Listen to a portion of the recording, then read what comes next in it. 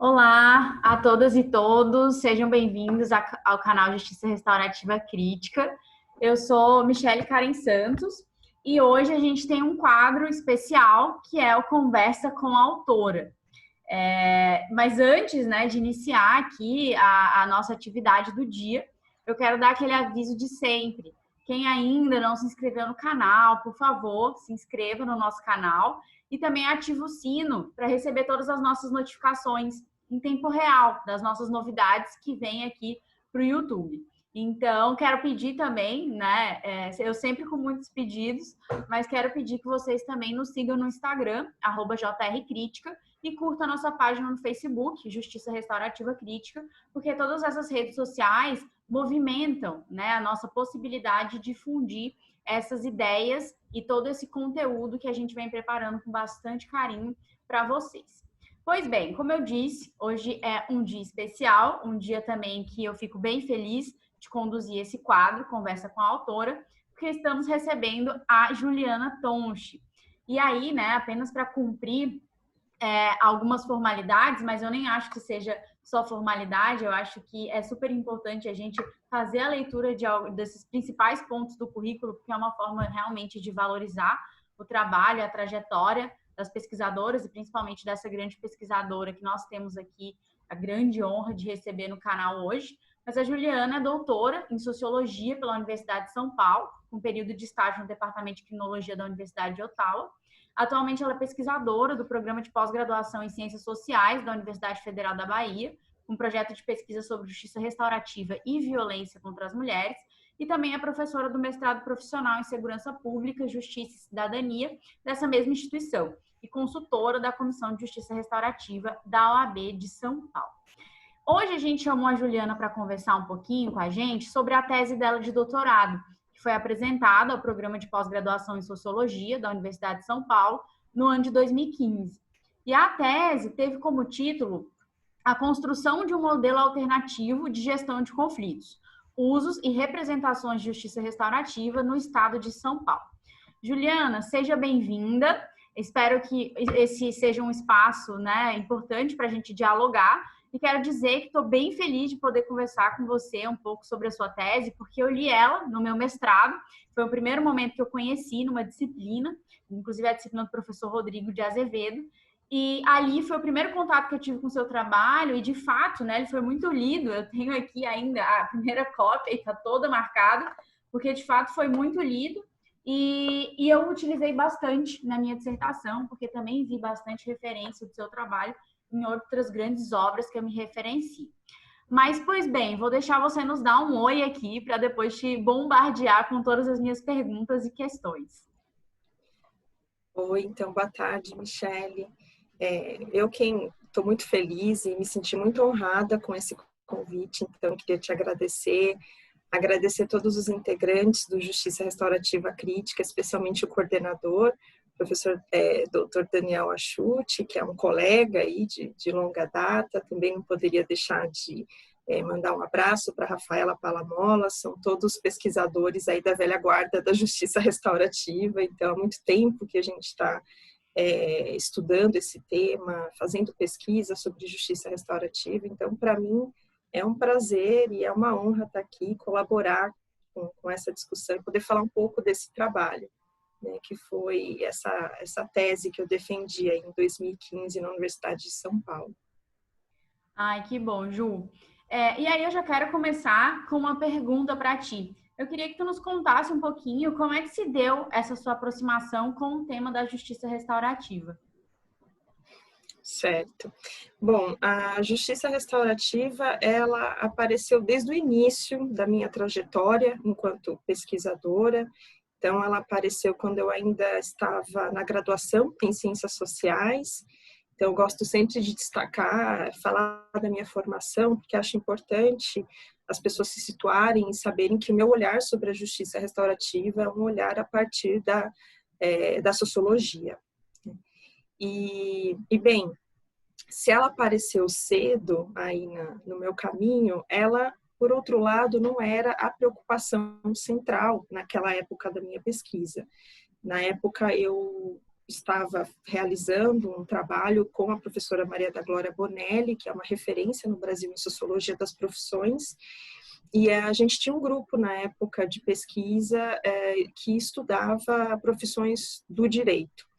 Então, esse projeto lá no início, lá nos idos de 2006, era um projeto para analisar uma iniciativa de justiça restaurativa. Havia uma mobilização na época por conta de um procurador da prefeitura do município.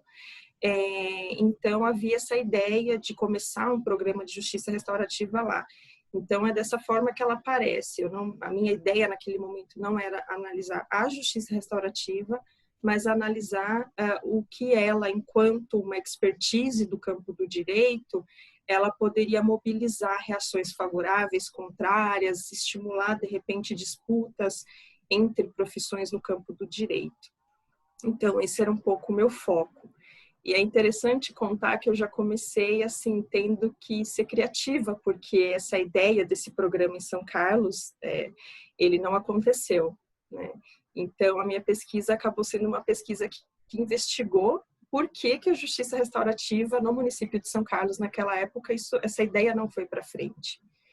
E aí, depois dessa iniciação científica, aí eu dei continuidade à pesquisa no mestrado com a mesma orientação, e aí sim eu comecei a analisar mais o contexto de São Caetano do Sul. Na verdade, o primeiro contexto de vinda da justiça restaurativa para o Brasil, como ela chegou, né? Eu argumento que ela chegou por vias altamente institucionalizadas, ela chegou de forma verticalizada, e eu comecei a analisar um pouco o contexto em São Caetano do Sul, tentando fazer essa comparação, né? Quer dizer, por que em alguns lugares a justiça restaurativa foi para frente, ela teve um apoio, e por que em outros lugares essa pauta acaba sendo desarticulada. Mas, como eu disse, até esse momento, o meu foco ainda eram essas questões relacionadas às profissões no campo do direito. Mas foi um pouco assim, dessa forma, como eu entrei em contato, eu acabei conhecendo a justiça restaurativa, que acabou coincidindo um pouco com o início da própria trajetória da justiça restaurativa no Brasil. Porque a gente sabe que, embora tenham havido, no final da década de 90, algumas mobilizações nesse sentido, a gente tem, assim, como um marco oficial, um marco importante, a inauguração dos 3 programas piloto, e então no Núcleo Bandeirante, no Distrito Federal, a gente teve outro no Rio Grande do Sul, em Porto Alegre, e outro em São Paulo, na cidade de São Caetano do Sul, que foi onde eu pude analisar, conhecer um pouco melhor o contexto. Então, acho que esse seria assim, um panorama geral de como eu tomei conhecimento desse tema. Eu acho bem interessante, né, que vai pegando várias fases da tua trajetória como pesquisadora. E agora tu tá no pós-doc, né? E aí tu tá avançando em outra área. E aí tu encontra, assim, é muito distante o teu doutorado da tua pós, do teu pós-doc? Então, isso que você acabou de dizer, eu acho que é verdade. Ao longo do tempo, eu fui tentando, pelo menos, desenvolver diferentes olhares sobre a justiça restaurativa dentro dessa perspectiva da sociologia, mas então, se eu comecei pensando sociologia das profissões, no doutorado, aí eu adentrei um pouco numa outra abordagem, que é dentro da sociologia da punição. Eu queria, naquele momento, analisar, aí sim, a justiça restaurativa em si mesma, e queria olhar para as práticas. Então, eu passei da sociologia das profissões para a sociologia da punição, das disputas profissionais para as práticas, para os círculos. E depois, agora, nesse segundo pós-doutorado, que eu estou finalizando, inclusive, na Universidade Federal da Bahia, a ideia é analisar a justiça restaurativa e as potencialidades e os desafios da sua aplicação para casos que envolvem violência contra as mulheres, né? Esse é um tema, eu sempre digo, isso é muito curioso, porque eu nunca tive esse objetivo explícito de trabalhar a questão de gênero, embora eu entenda que ela seja fundamental, não só para a sociologia, para as ciências sociais, mas para a criminologia, para o direito, para todas as áreas do conhecimento humano. mas mesmo entendendo essa centralidade da questão de gênero, eu nunca tive essa ideia de entrar nisso, nesse debate.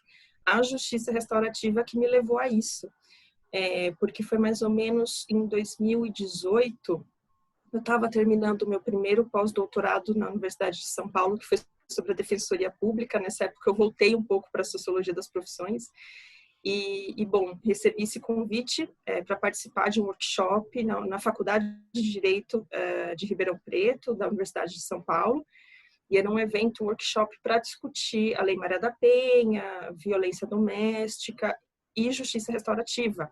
Então, aquelas pesquisadoras, aquelas ativistas dos movimentos feministas, elas queriam entender um pouco o que era essa proposta da justiça restaurativa e por que ela estava sendo incentivada para casos de violência doméstica. E eu fui um pouco sem saber o que estava acontecendo, quais eram os temas aí desse debate. E eu fui contar o que era justiça restaurativa, uma vez que eu estudo isso há muito tempo. E aí eu percebi que era um tema super controverso e eu recebi muitas críticas, o que eu vejo como um aspecto positivo, porque a ciência é isso, né? A gente só desenvolve ciência com o contrassenso, com a crítica, com os debates. Então, eu achei aquilo muito rico, mas foi uma surpresa para mim. Eu não imaginava que a justiça restaurativa estava sendo tão mal vista por alguns setores organizados aí dentro dos movimentos feministas. E aí isso me instigou e me levou a desenvolver um projeto de pesquisa para olhar isso com mais atenção. Então, foi um pouco essa, assim, a minha trajetória. Então, eu passei por várias fases e por vários olhares com relação à justiça restaurativa. E falar um pouco sobre a tese, eu acho muito importante para mim, eu acho que é uma oportunidade muito bacana, porque embora não seja o meu trabalho com a reflexão mais atual sobre a justiça restaurativa, porque eu acho que eu amadureci muitas coisas depois, ela é, sem dúvidas, o meu trabalho de maior fôlego. Então, embora a tese ela não tenha sido publicada no formato de um livro, ela é um trabalho, enfim, de muitos anos. Então, para mim, é uma oportunidade excelente poder falar da tese. Como eu disse, eu acabei não publicando em formato de livro. O que eu acabei fazendo foi, depois da defesa da tese, eu acabei desenvolvendo algumas reflexões que estavam contidas ali naquele trabalho em outros artigos. Aí sim, eu publiquei alguns artigos, capítulos de livro, né? Então, eu fui um pouco por esse caminho, ao invés de publicar mesmo a tese no formato livro. Ai, maravilha. Foi bom ter realmente acesso à sua tese e eu vou colocar aqui na descrição do vídeo o acesso a ela, né, para quem ainda não teve. Acho que é bem importante a leitura para quem tem trabalhado com a temática, até porque essa trajetória, chegar, né, no teu pós-doc e pensar gênero, eu acho que a tua própria tese de doutorado, ela traz muitos desafios que a gente vai ver em muitas outras áreas, né, de atuação dessas práticas de justiça restaurativa. Mas voltando um pouco mais para a tese, tem muitos elementos de pesquisa que são super importantes, né, para a gente compreender como que o pesquisador, a pesquisadora, aqui no caso, foi conduzindo, né, a criação desse material, desse conteúdo muito rico. E eu queria que tu falasse brevemente para nós um pouco sobre o seu objeto de pesquisa, seu problema e os objetivos que moveram esse escrito. Maravilha. Então, Michele, como eu disse, eu mudei, né, a perspectiva. Eu tive a sorte de ter recebido a orientação do professor Dr. Marcos César Alvarez, da Universidade de São Paulo. Ele é uma referência quando se fala, por exemplo, em Foucault aqui no Brasil. E então essa perspectiva, com certeza, ela influenciou bastante o meu trabalho. Então eu estava estudando na época muito Foucault e fui olhar para as práticas, então muito dentro dessa perspectiva da microsociologia. A minha ideia era fazer, claro, foi uma pesquisa qualitativa. A ideia era analisar um pouco como estava se dando a construção da justiça restaurativa no estado de São Paulo, enquanto um modelo de gestão de conflitos alternativo, entre aspas, em relação ao modelo de justiça oficial. Mas, embora eu tenha feito campo, eu tenha feito visitas em São José dos Campos, em Campinas, eu conversei com pessoas que trabalharam com justiça restaurativa na capital, em São Paulo, o foco acabou sendo um pouco o programa de São Caetano do Sul. Por eu já ter, na época, eu tinha um acesso mais fácil a esse programa, eu já tinha começado a estudá-lo na época do mestrado, e também porque ele era um projeto piloto, ele era uma referência. Então, a minha pesquisa acabou, ela tenta abordar um pouco o escopo do estado de São Paulo, mas acabou focando muito no trabalho de São Caetano do Sul. Então, esse era o meu objetivo, analisar as práticas dentro dessa perspectiva teórica, e eu partia, claro, da hipótese, porque eu já estava me dando conta disso. A minha hipótese era de que a justiça restaurativa, infelizmente, a despeito, embora ela tenha um embasamento teórico-filosófico muito crítico ao nosso modelo de justiça oficial, na prática isso não estava acontecendo, ela não estava conseguindo romper com essa centralidade do nosso modo mais tradicional de gestão dos conflitos. E foi um pouco o que eu acabei realmente verificando quando fui em campo. Agora, eu acho importante destacar mais 2 pontos. Um, que foi a possibilidade de, na época, eu ter analisado um pouco o contexto de aplicação da justiça restaurativa em conjunto aí com a área da infância e juventude do sistema de justiça e também o sistema público educacional, porque o programa piloto de São Caetano do Sul ele tinha esse foco. Então, na época, eu fui fazer campo em escolas, especialmente uma escola pública em São Caetano do Sul, onde aconteciam os círculos restaurativos. Então, esse é um ponto. Né? Hoje eu estou estudando violência contra a mulher, mas eu já estudei, então, como é a justiça restaurativa sendo aplicada em casos aí de conflitos e violências que envolvem crianças e adolescentes. E um outro ponto que eu acho importante, que foi muito significativo dessa época do doutorado, foi a possibilidade de eu ter ido estudar um ano. Eu fiz o que a gente chama de um doutorado sanduíche, né? E eu tive a oportunidade, então, de ficar um ano na Universidade de Ottawa, no departamento de criminologia, numa cátedra de pesquisas que é coordenada pelo professor Álvaro Pires, que também é uma referência importante para a criminologia crítica, né, aqui no Brasil, mas internacionalmente também, porque ele quem elaborou, com a ajuda, claro, sempre de um corpo de pesquisadores que acompanham o trabalho do Álvaro Pires, do professor Álvaro Pires, mas ele desenvolveu a teoria da racionalidade penal moderna, que foi uma teoria, um referencial analítico que acabou impactando muito também o meu olhar sobre a justiça restaurativa. Então foi muito interessante, porque eu saí do Brasil, eu estava analisando muito a justiça restaurativa de uma perspectiva micro, né, do cotidiano dos programas, das práticas, e quando fui para o Canadá, eu fui desafiada a pensar a justiça restaurativa num outro nível, num nível macro. Então, como a justiça restaurativa, ela pode ser uma ferramenta também potente de crítica no nível, no plano das ideias, ou de um sistema de ideias, que é o referencial com que nós trabalhamos aí dentro da teoria da racionalidade penal moderna. Então, se você quiser, claro, eu posso desenvolver um pouco mais isso, mas acho que esse seria o desenho geral, assim, da tese. Então, quais eram os objetivos, qual foi a pesquisa que eu desenvolvi. Então, uma pesquisa, como eu disse, qualitativa, e eu, além de ter assistido vários círculos restaurativos nessa escola em São Caetano do Sul, conflitivos e de construção de paz, assim, não conflitivos, eu também entrevistei muita gente. Desde a época do mestrado, depois no doutorado, eu entrevistei pessoas que na época estavam no executivo, na pasta, né, na Secretaria da Reforma do Judiciário, do Ministério da Justiça, e que viabilizaram a vinda da JR. Eu entrevistei pessoas, juízes, promotores, facilitadores de justiça, então eu falei com muita gente também nessa época.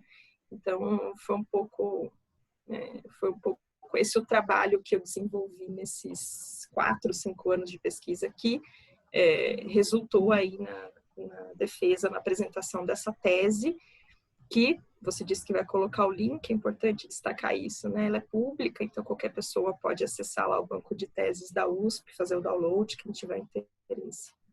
Acessem, é muito maravilhosa. Ju, é muito bom ver como as pesquisas são desenvolvidas e o quanto elas vão tendo e tomando mais potencialidade, como, por exemplo, quando tu vai fazer um doutorado sanduíche, aí tu se depara com outra realidade, uma outra pesquisa, um pesquisador de referência, que traz múltiplas questões para dentro do seu trabalho também, né? E o campo em si, eu notei isso muito na minha pesquisa, que essa importância mesmo dessa prática e dessa teoria, elas andarem de mão dadas no sentido de te dar realmente algo mais contundente para trabalhar. Porque eu, por exemplo, quando fui para o campo, eu notei o quanto a teoria não me trazia tudo, né? Em certo modo, era insuficiente. Da mesma forma que a prática por si só era insuficiente de compreender se não tivesse algo, né, mais conciso previamente, de uma base mesmo referencial. Então é legal ouvir tu falando, porque a gente vai refletindo também sobre, eu vou refletindo, né, sobre as minhas questões, assim, e vejo que é muito próximo nesse campo da justiça restaurativa. Me parece que é algo ainda que está em contínua construção, né, está super em movimento.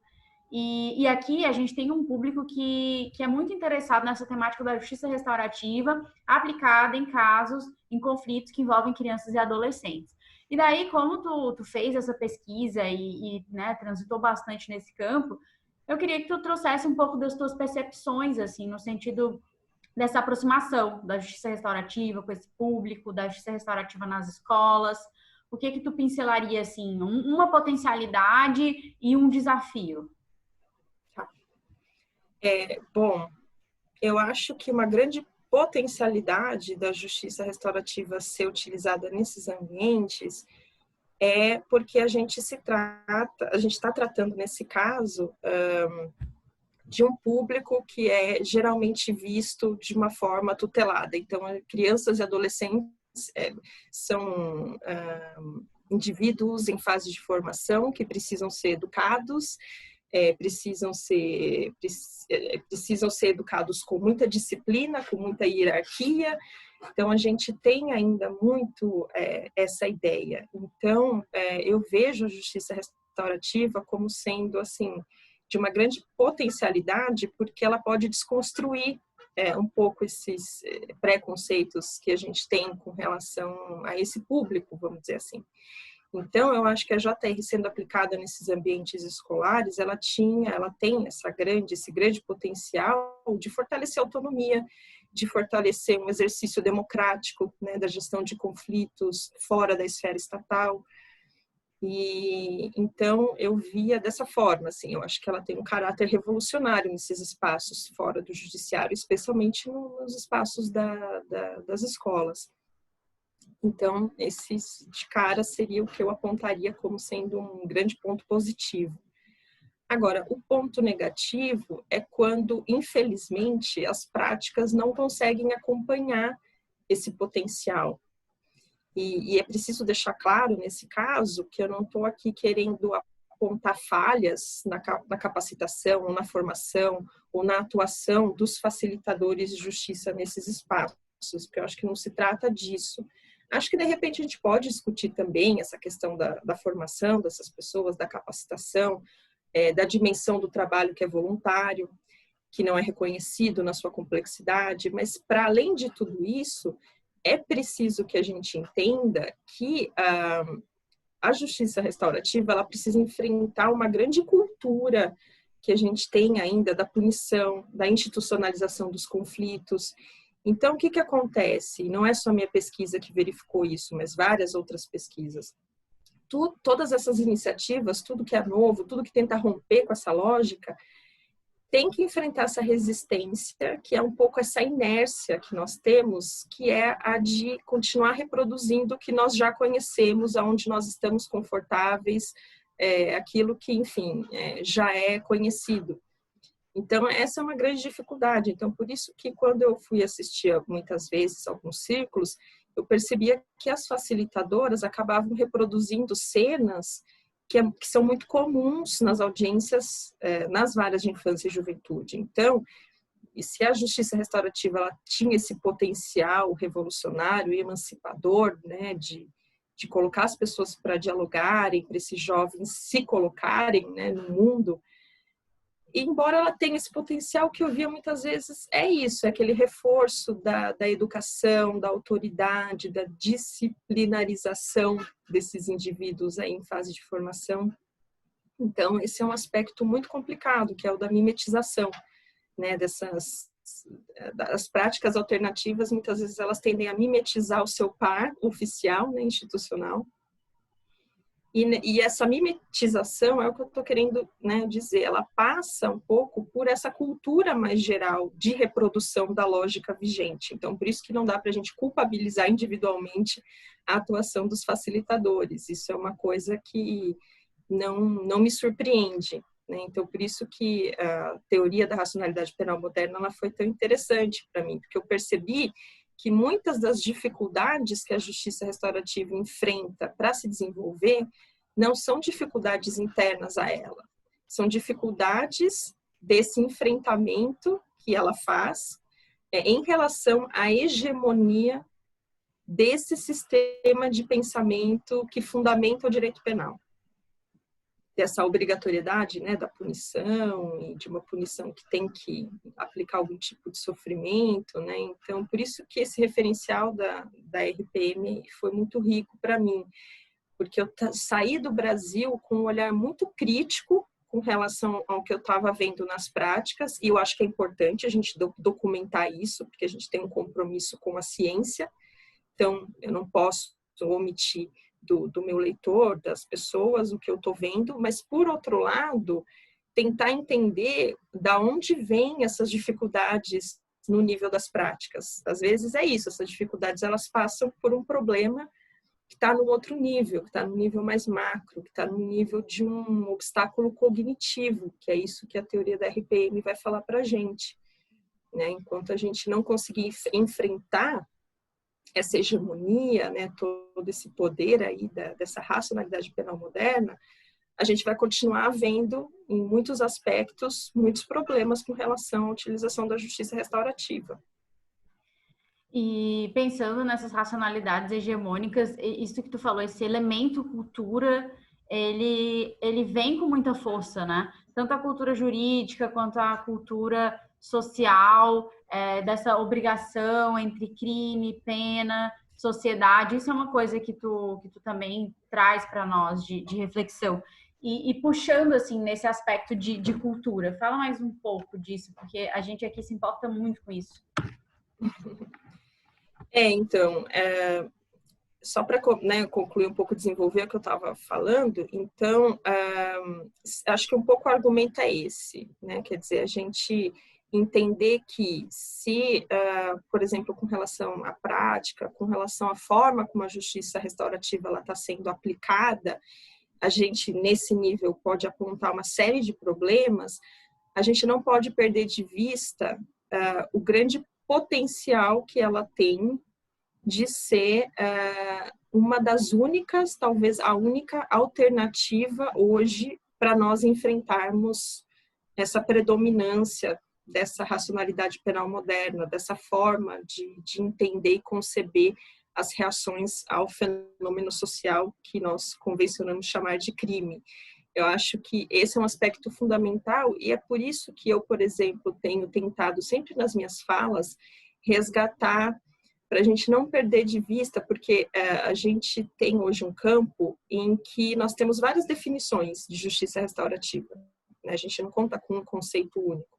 Algumas pessoas vão falar que é um movimento social, algumas pessoas vão falar que ela é um conjunto de práticas, outras pessoas vão falar que ela é um valor relacionado à justiça, e também a gente sempre teve aquela definição um pouco oficial, muito inspirada nas ADRs da Laura Nader, que é essa antropóloga americana muito importante. Ela falava, né, das ADRs, Alternative Dispute Resolution, e aí esse conceito das ADRs deu origem a essa definição, formas alternativas de resolução de conflitos. Muita gente faz crítica, e eu faço coro a essas críticas com relação ao termo resolução de conflitos. Falar de solução, resolução de conflitos é muito complicado. Mas esse termo, a parte do alternativo, também tem sido bastante criticada hoje, né? As pessoas estão argumentando, e eu entendo esse argumento, as pessoas estão falando, olha, não dá para falar em forma alternativa de gestão de conflitos, porque hoje a JR está sendo aplicada como judiciário, dentro do Poder Judiciário, e eu entendo totalmente, mas eu acho importante a gente não perder de vista essa definição, porque ela nos lembra que potencialmente a justiça restaurativa poderia ser entendida também, de uma perspectiva abolicionista até, como um modelo que poderia ser destinado a substituir o modelo que nós temos hoje, ou a forma como nós concebemos a resposta ao crime hoje, que é essa forma com base na lógica da punição, né? Então, por isso que eu acho importante a gente não perder de vista o que esse alternativo significa, mesmo que ela seja engolida, mesmo que ela seja apropriada pelo Poder Judiciário. Que a gente não esqueça e não corra o risco, né, de acabar jogando o bebê junto com a água do banho e esquecer assim que nas suas origens, né, nos seus fundamentos, ela é potencialmente revolucionária, porque ela rompe com essa lógica básica e fundamental do nosso direito penal, e é isso que a teoria da racionalidade penal moderna vai falar, né? Quer dizer, o que forma esse autorretrato identitário do nosso direito penal é essa ideia de uma obrigação de punir e de uma punição que envolva algum tipo de sofrimento ao culpável, né, ao ofensor. E a justiça restaurativa, quando fala de participação ativa, de co-construção, e quando ela fala que existem outras formas de resposta ao problema, ela quebra com esse núcleo duro, entende? Que sustenta o nosso direito penal. É por isso que a gente fala que, eu disse, né, que a JR é hoje a única alternativa que nós temos fora dessa racionalidade penal moderna. Porque a JR não fala, porque a própria ideia da punição, ela traz em si essa ideia da obrigatoriedade de você sujeitar alguém a algo, né? Então, quer dizer, a punição não traz só essa dimensão do sofrimento, né, mas ela traz essa dimensão também da imposição. E a JR desloca isso, rompe com isso.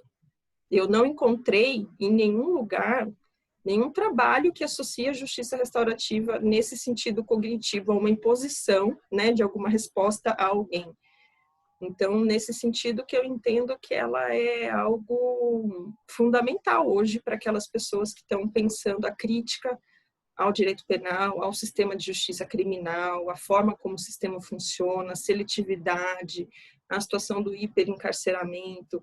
Eu acho que para todas essas pessoas hoje, pensar a justiça restaurativa é fundamental.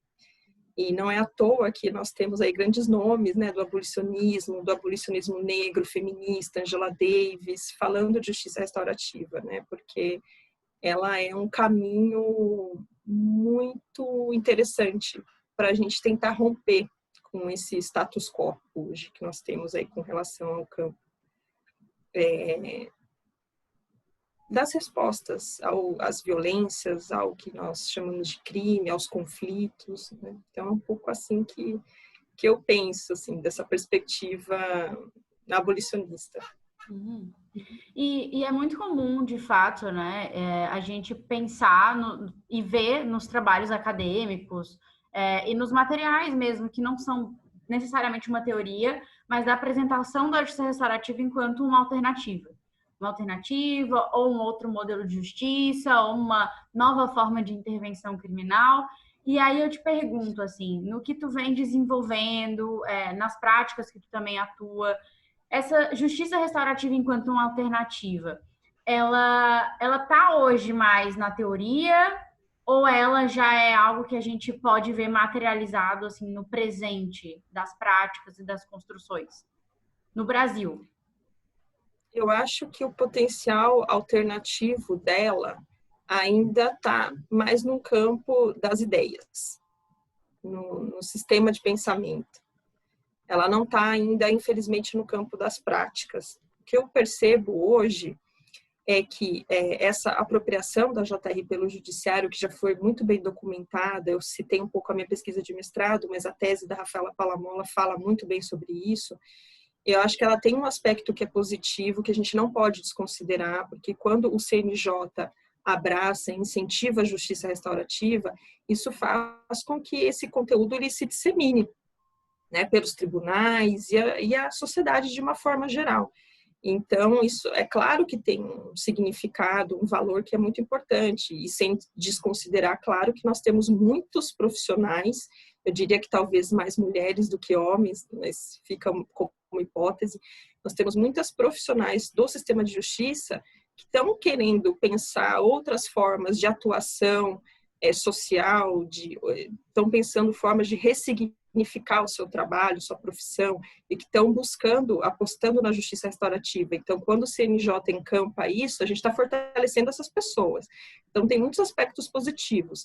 Agora, tem um lado negativo também, claro, que é o risco da JR se engessar e dela acabar sendo instrumentalizada como algo que vai ser sempre complementar à resposta oficial, né? E é isso um pouco que talvez esteja acontecendo no campo da violência doméstica.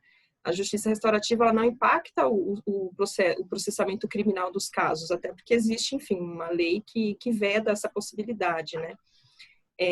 Embora ainda assim existissem brechas, talvez, aí algumas possibilidades de manuseio da questão que os operadores do direito podiam fazer.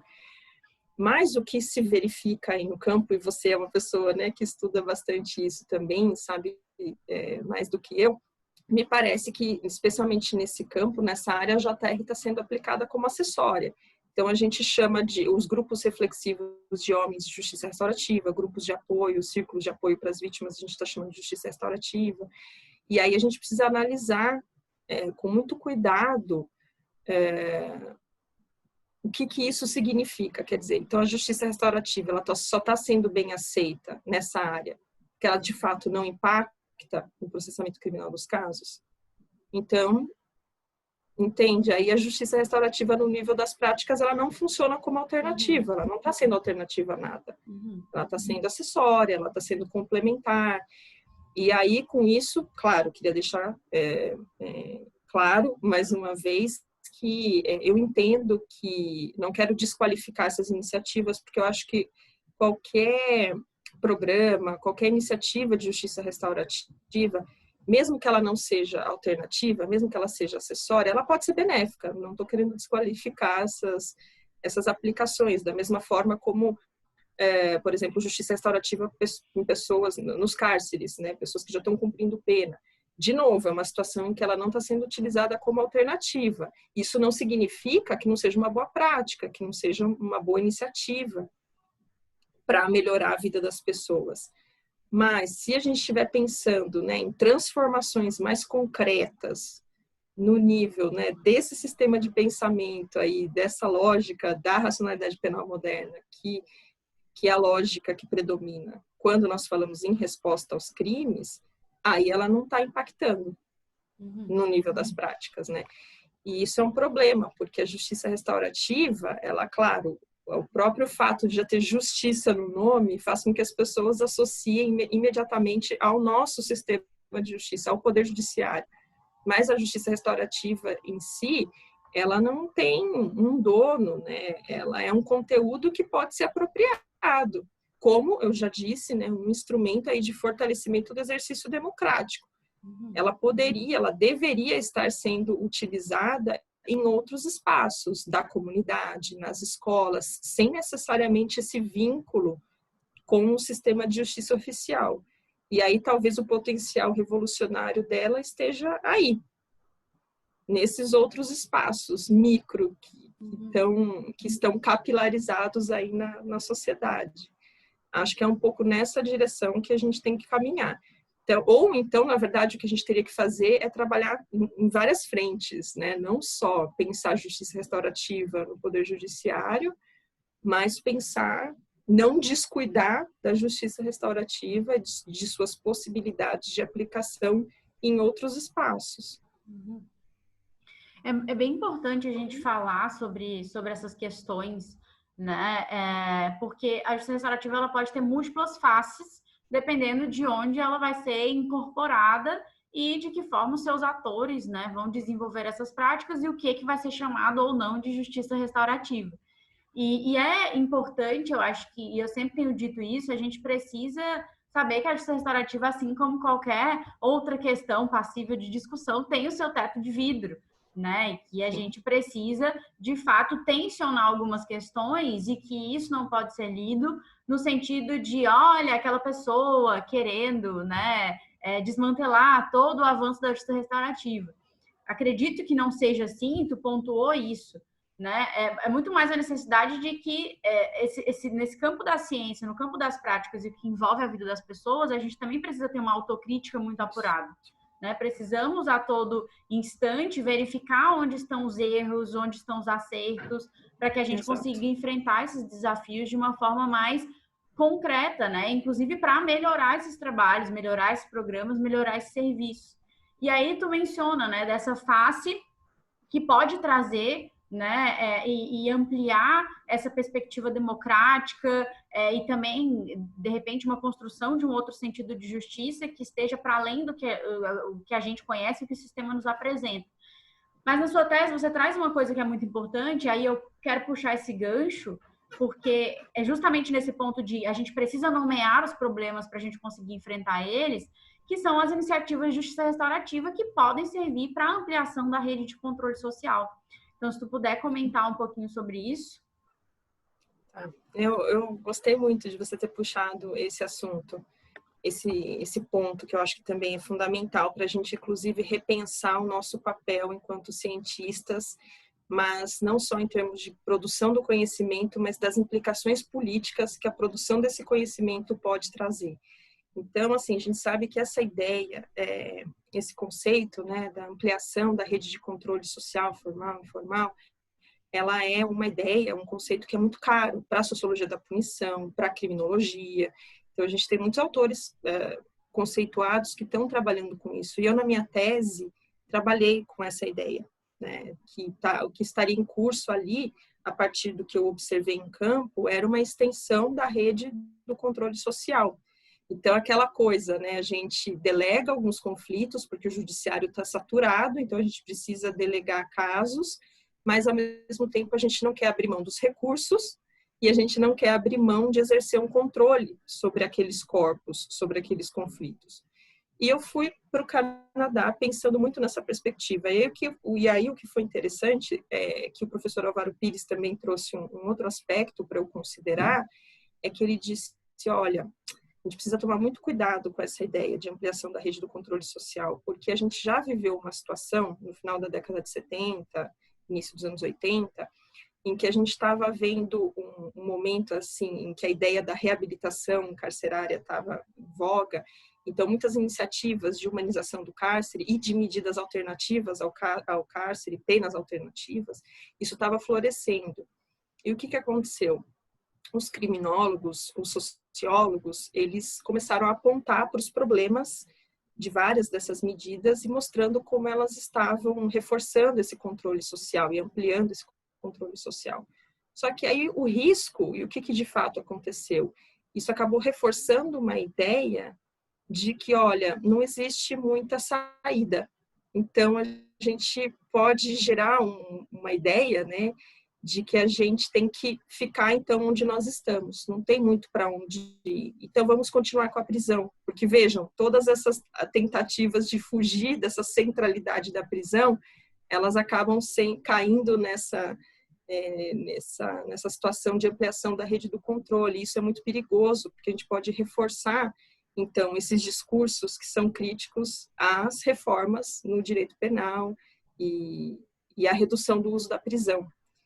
E aí, quando o professor Álvaro Pires, né, falou sobre isso, inclusive eu e outros pesquisadores, nós fizemos uma entrevista com ele que foi publicada na revista Plural, que é a revista da USP, e ele fala sobre isso, né? Álvaro Pires conta, inclusive, que ele chegou a encontrar Foucault, ele conversou com Foucault e eles falaram sobre esse ponto. Então, isso com certeza me levou a repensar as minhas escolhas teóricas. Então, eu entendo que é um papel muito delicado o nosso, porque é isso, a gente tem esse compromisso com o desenvolvimento da ciência, né, com a divulgação do conhecimento. Então, a gente tem que descrever o que nós estamos observando, mas a gente tem que ter muito cuidado com relação à maneira como isso vai ser apresentado. porque as implicações práticas, políticas, né, podem ser desastrosas, enfim, podem ocasionar uma situação que a gente não imaginava. Então, assim, é claro que vão ter pessoas que vão dizer, mas não é o papel do intelectual, do cientista, né, se preocupar com de que forma aquele conhecimento vai ser utilizado, vai ser apropriado. Enfim, isso também está colocado, mas eu ainda não consigo me ver dessa forma. Eu me vejo totalmente implicada com um problema social que é o objeto da minha pesquisa, porque nós que fazemos pesquisas no campo da criminologia, da segurança pública, da sociologia da violência, os nossos objetos de pesquisa são problemas sociais urgentes, ainda mais no Brasil. Então, eu não consigo ver o meu papel de socióloga descolada da minha vontade enquanto cidadã, enquanto indivíduo, de promover algum tipo de transformação social em relação ao problema que eu estou analisando. Então, por isso que hoje eu tenho muito cuidado, eu não acho que a gente precisa descartar esse referencial conceitual, esse referencial analítico, mas eu diria que a gente tem que tomar muito cuidado com esse tipo de argumento, para não fazer com que a gente chegue nessa situação de estagnação, de inércia e de pensar que, bom, então não tem muito para onde correr. A gente continua com a situação com que nós temos hoje e a gente continua aí, com a prisão. De alguma forma é importante ter esses horizontes, né, de alternativas e para que isso nos mova na construção do que a gente precisa para agora, que é urgente, não vai esperar as nossas disputas internas, conceituais, né, e de aprofundamento de teoria, porque de fato é agora, os conflitos estão acontecendo e levando as pessoas muitas vezes ao limite da morte mesmo, né, e de expansão já dentro do sistema de justiça penal de todo um poder punitivo que só aprofunda essas relações. E eu gosto de quando tu fala sobre essa questão de, bom, eu não consigo tirar o meu papel, né, deslocar os meus papéis, porque claro que nós somos múltiplos personagens aí dentro dos nossos universos de atuação e de reflexão, mas é algo que eu também tenho pensado sobre o quanto nós estamos completamente implicados nas nossas construções, principalmente quando a gente está falando de um tema como esse, que é a justiça restaurativa. Porque me parece que tem tantas coisas, né? Justiça, a possibilidade de transformação, a possibilidade de oferecer um outro espaço para que as pessoas possam também ter as suas respostas e desenvolver as suas capacidades. E só que isso é frente a um monte de mazela que a gente vê diariamente, né? Então, é difícil a gente ainda se colocar, até enquanto cientistas, naquele papel de, boa, eu sou o pesquisador e ali é só o meu objeto. Eu não consegui fazer isso na minha dissertação, porque eu estava trabalhando com violência de gênero e só pensava, bom, mas eu também sou mulher, né? E dentro do meu projeto social também está envolvido um outro projeto de justiça. Então, essas são questões que tu traz que eu acho que é super importante a gente continuar fomentando, sabe? E discutindo com mais profundidade. E daí, bom, é claro que a gente não tem tanto tempo para se estender em múltiplas questões aqui, mas tem uma outra questão que eu queria levantar, que a gente também vê bastante, né, nos trabalhos, e aí pensando mesmo nessas possibilidades de transformação, pensando nas possibilidades frente ao que é urgente hoje, ainda existe, mesmo que, bom, já temos aí mais, a gente já pode dizer que há mais de 20 anos já se discute sobre justiça restaurativa no Brasil, né, um conhecimento que já vem permeando as nossas percepções, só que ainda assim, muita gente ainda não sabe o que é justiça restaurativa. Então, é super comum os trabalhos, né, e até quando a gente vai em algum lugar, ter que pincelar o que é o sistema de justiça criminal tradicional e o porquê que a justiça restaurativa é diferente do sistema de justiça criminal tradicional, para demonstrar quais seriam essas promessas, né, do que ela poderia nos ofertar. E daí eu queria te perguntar, tu acha que ainda é estratégico manter esse tipo de fala e esse tipo de escrita para abordar a justiça restaurativa? É estratégico continuar pautando justiça restaurativa através desse debate sobre a dicotomia entre esses dois modelos de justiça? Então, sobre isso, Michele, eu te diria que eu acho que essa questão também se desdobra em dois aspectos. Eu acho que, se por um lado é interessante a gente trabalhar nas construções, né, dos sentidos, entendimentos sobre a justiça restaurativa, pautados nessa dicotomia, isso pode ser interessante, porque eu acho que isso ilumina os contrastes entre uma forma de entender as respostas aos conflitos, violências e crimes e outra completamente diferente. E essa também é uma forma de explicação, né, de observação, enfim, que ela é muito palatável, porque as pessoas, de uma certa forma, têm um conhecimento já sobre como funciona o que é o nosso sistema de justiça oficial, a nossa resposta estatal oficial. Então, quando a gente promove esse tipo de reflexão, ela pode ser muito positiva por esse lado. Agora, por outro, eu falei um pouco sobre isso num artigo que eu publiquei. Por outro lado, talvez continuar reforçando a centralidade desse modelo oficial, dessa forma, dessa resposta estatal oficial. Então, quer dizer, se o tempo todo a gente fica trabalhando nessa dicotomia sobre o que é justiça restaurativa em relação ao que nós temos atualmente, de uma certa forma, é ainda falar o tempo todo desse modelo de justiça, que eu acho que apresenta muitos problemas e que tem efeitos devastadores do ponto de vista do social. Então, pode ser uma armadilha, mas eu ainda não consigo hoje pensar formas, talvez, de abordar as potencialidades da justiça restaurativa de outra forma que não seja mostrando quais são os limites do que nós temos hoje. Então, acaba sendo, né, uma faca de dois gumes. Tem um ponto positivo e tem um ponto negativo. Mas é fato que a gente ainda não consegue, né, promover um debate sobre justiça restaurativa sem nos pautarmos nessa dicotomia. Então, claro, esse é um desafio para o qual eu ainda não tenho uma resposta. Uhum. Esse é realmente um desafio, né? De como pensar, principalmente dentro das construções brasileiras, que envolve bastante a complementação, né, de um sistema com outro, uma ocorrência de práticas em paralelo. Então, como não, né, dizer e não falar sobre o sistema de justiça penal? Mas acho que é importante, sim, também aprofundar essa questão estratégia, armadilha, né? Por onde e até onde a gente pode ir. Mas, bom, para finalizar, né, que já estamos chegando ao fim, infelizmente, eu queria que tu, né, brevemente pontuasse, né, suas ponderações sobre o modelo de justiça, né, restaurativa que vem sendo construído atualmente no Brasil e que tu pudesse fazer isso, né, retomando, não retomando, mas com base em toda a sua trajetória aí, né, que vem também de uma perspectiva de, aos poucos, como vem sendo construído, mas que então tu pudesse trazer ponderações sobre o presente. Perfeito. Então, bom, eu acho que fazendo um pouco uma tentativa, né, de pensar a justiça restaurativa do caminho que ela percorreu, eu consigo ver, claro, muitos avanços. Então, o fato do Poder Judiciário ter apoiado a justiça restaurativa, como eu já disse, isso é muito positivo. Hoje, muito mais pessoas conhecem a justiça restaurativa. A gente está vendo hoje iniciativas de pesquisas que estão mapeando os programas. Então, o próprio CNJ publicou ano passado.